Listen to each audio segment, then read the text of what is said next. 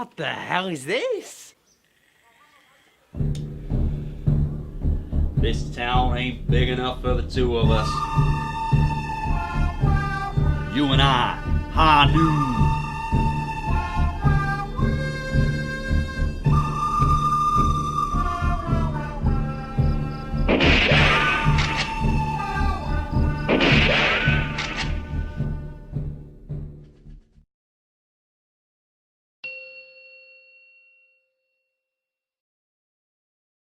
Hi guys, Scott here for the MXQ project, and all silly intros aside, today we're here to look at the Mecool M8S Pro TV box.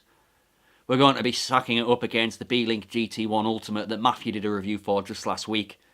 Although these devices have very similar specs, such as the Amlogic S912 processor, 3GB of DDR4 RAM, and they also have things like 5G Wi-Fi etc. as standard. We're going to be seeing how the M8S plays some games, we're going to be looking at the general performance, looking at the interface and the overall build quality. So let's start off by firing up some games and seeing how this thing stacks up.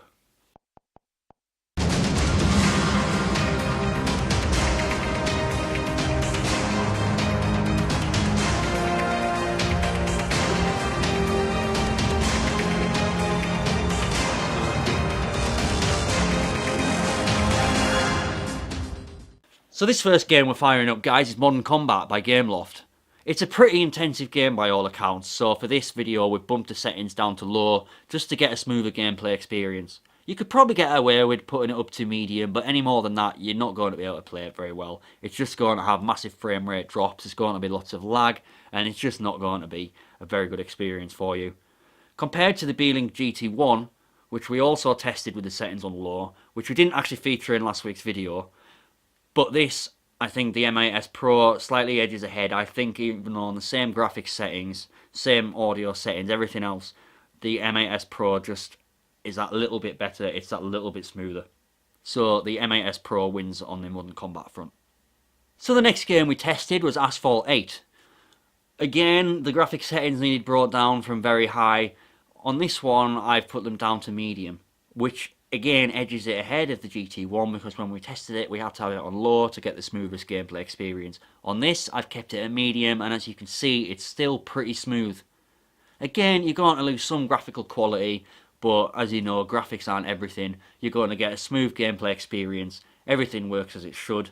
You might get a little bit of lag now and again, but overall it's a very, very playable title for this box.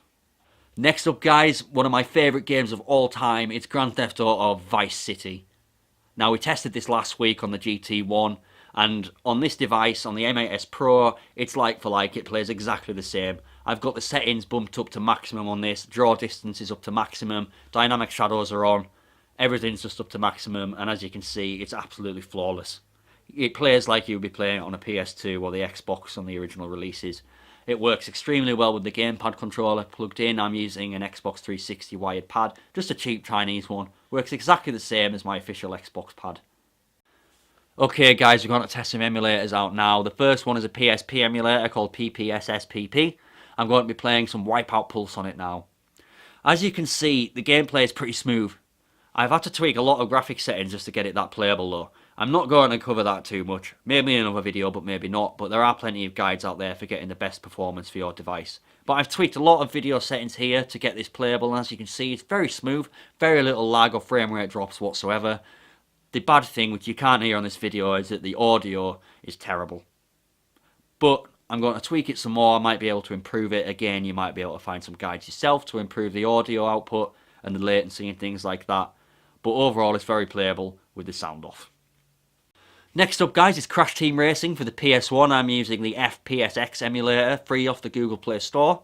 As you can see, runs exactly as you'd expect it to. We've got a lot of lower end hardware running these kind of emulators and things, so it doesn't really need saying, but it runs absolutely fine. Next up, guys, it's Lilac Wars, or Star Fox 64 if you're from North America, running on the Mega 64 emulator. Of course, originally this was for the Nintendo 64, for those who didn't know. Not much I can say about this. Runs absolutely fine. Some of the menus, which you haven't seen in this video, can get a bit laggy, but if you can get past that, gameplay is entirely smooth. It runs absolutely fine. Nothing more I can say about this, so let's move on to the next one. Next up, it's the big one. It's Goldeneye 64, again running on the Mega 64 emulator. This is a game that we test on every hardware that we have in, and I think at the moment this, alongside the GT1, is the smoothest we've ever run it. It runs pretty smooth. You get a good playable experience of this without having to change any video settings or anything like that. There is some audio lag. There's some lag and frame rate drops now and then. But on these similar devices we've tried it on, and on the S905 and the S805, these S912 devices are just 10 times better. Okay, so this is the general user interface of the M8S Pro. As you can see by the logo in the side, it runs the M8S Pro launcher. Not a huge fan of this launcher, to be honest. I'm never a huge fan of stock launchers that come with firmware for these boxes. They normally leave a lot to be desired, and this is no exception. In fact, this is probably the worst one that I've used, and this is the straight out of the box one. So I would recommend, if you have this device, to install a third-party launcher, something like HP TV launcher or Nova launcher or something like that.